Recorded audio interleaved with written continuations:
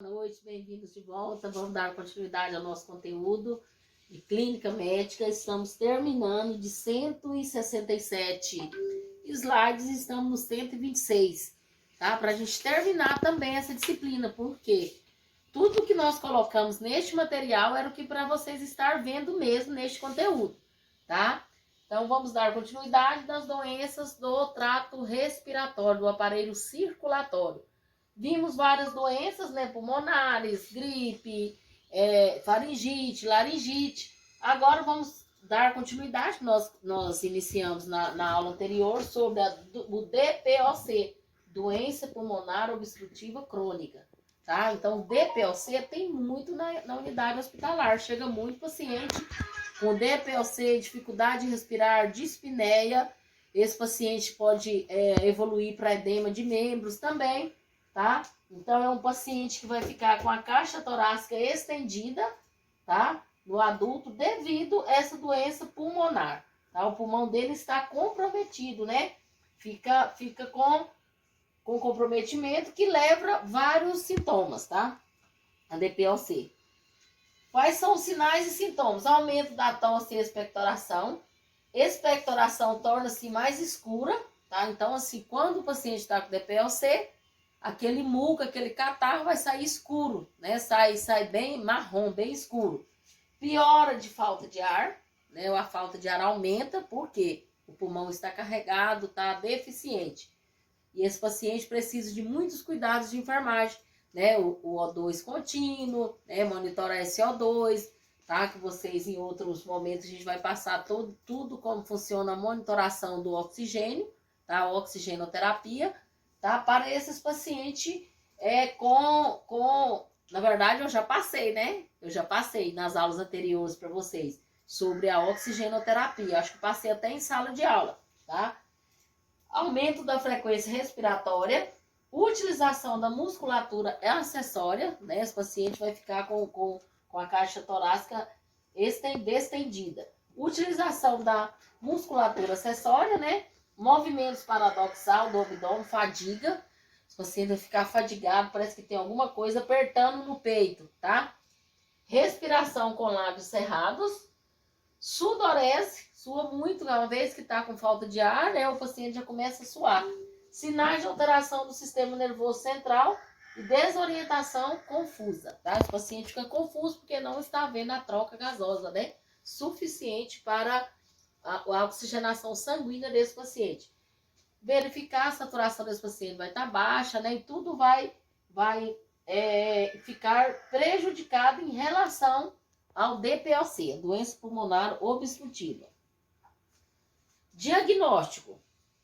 A enfermagem deverá obter uma história de saúde completa para paciente com DPOC, conhecida ou potencial, tá? Então, precisa de coletar, né, os dados históricos desse paciente, se já foi fumante, se já teve algum problema pulmonar, né, alguma pneumonia, tudo isso vai desenvolver para esse DPOC. As provas de função pulmonar são empregadas para ajudar a confirmar o diagnóstico do DPOC, determinar a gravidade da doença e monitorar a progressão da doença, que é aquela prova que eu passei para vocês, né, com espirometria, né, com aquele aparelho, né, então tem a prova de função pulmonar, que o paciente sopra, para ver como está a capacidade pulmonar desse paciente. Um paciente de DPOC nem consegue fazer o exame, tá, gente? Nem consegue. Assistência de enfermagem hospitalar com o paciente com DPOC. Receber o paciente em sala de emergência, avaliando o estado em sala de emergência, avaliando o estado respiratório do paciente, monitorando o nível de responsividade, se o paciente está respondendo ou não, a gasometria arterial, a oximetria de pulso e os sinais vitais. Então, nós não usamos muito a gasometria, mas tem unidade que tem a gasometria, né, que é um dos exames que realiza no paciente. A oxiometria, né, que é a oxigenação sanguínea, e os sinais vitais, que é temperatura, pressão arterial, glicemia capilar, tá? Esses são os sinais vitais que a gente coleta lá no pronto-socorro. Histórico e exame físico do paciente, Manter oxigenoterapia de 1 a 2 litros até antes do médico chegar. A enfermagem já pode ter essa assistência, pode prestar essa assistência ao paciente, porque nós não vamos ver um paciente sem ar e nós não iremos ofertar um oxigênio para ele. Você já tem o conhecimento e sabe que pode sim já iniciar a oferta de oxigênio para esse paciente que chega com DPLC na unidade hospitalar. Monitorar o estado respiratório, incluindo a frequência e o padrão respiratório, sons respiratórios, sinais e sintomas da angústia respiratória. Implementar estratégia, por exemplo, esquema de mudança de posição. O paciente com DPLC ele não aguenta deitar, ele tem que sentar, tá? Então é posição sentada, tá? O paciente não consegue deitar. Cabeceira elevada. Cuidados orais, cuidados cutâneos, amplitude de movimento dos membros para evitar as complicações. Então, a enfermagem pode realizar estes cuidados quando acolhemos um paciente com DPLC. Monitorar alterações cognitivas, alterações da personalidade, comportamentais, comprometimento da memória, porque uma vez que não tem a troca, a memória irá ser prejudicada. Dispneia crescente, né? Você vai estar monitorando esse paciente, vai ver no oxímetro.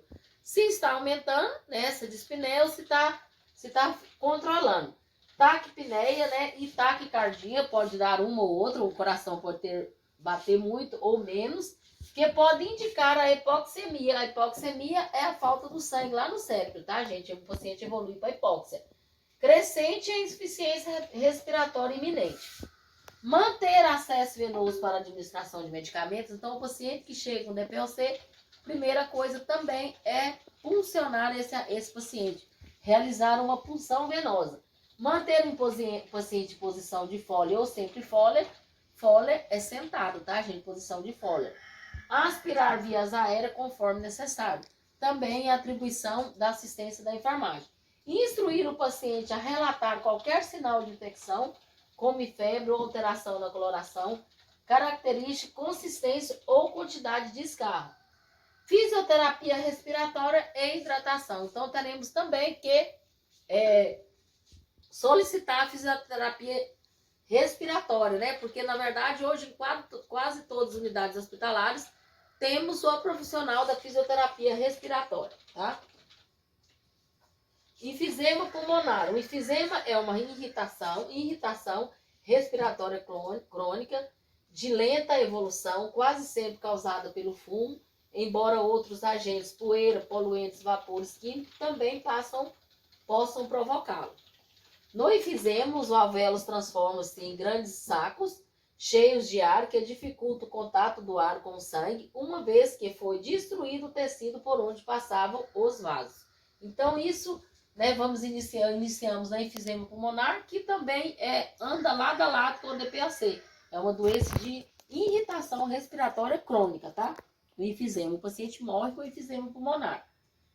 Alguns fatores hereditários também podem contribuir para o aparecimento do enfisema, tá? Relativamente rara a deficiência congênita, uma enzima protetora dos pulmões pode indicar maior predisposição para desenvolver a doença mesmo em não fumantes, tá? Então, até não fumante também pode adquirir. Nesse caso, ele se manifesta em passos mais jovens e sua evolução é mais rápida, tá?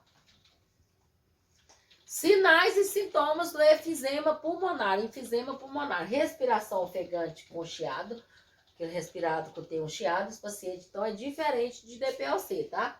Tosse, sensação de sufoco são sintomas de enfisema, mas o pior deles é a falta de ar, que se agrava à medida que a doença se agrava. Então, cada tempo que o paciente vai se comprometendo com enfisema, a falta de ar vai aumentando. Os pulmões se tornam menos eficientes e o peito adquire uma forma cilíndrica, característica da doença, tá? No enfisema, então, qual que é a fisiopatologia do enfisema pulmonar? Os alvéolos ficam comprometidos e perdem a capacidade de fornecer oxigênio, tá? Porque é lá que fornece o oxigênio ao sangue e dele retirar o dióxido de carbono que necessitamos todos nós para a nossa respiração, ok?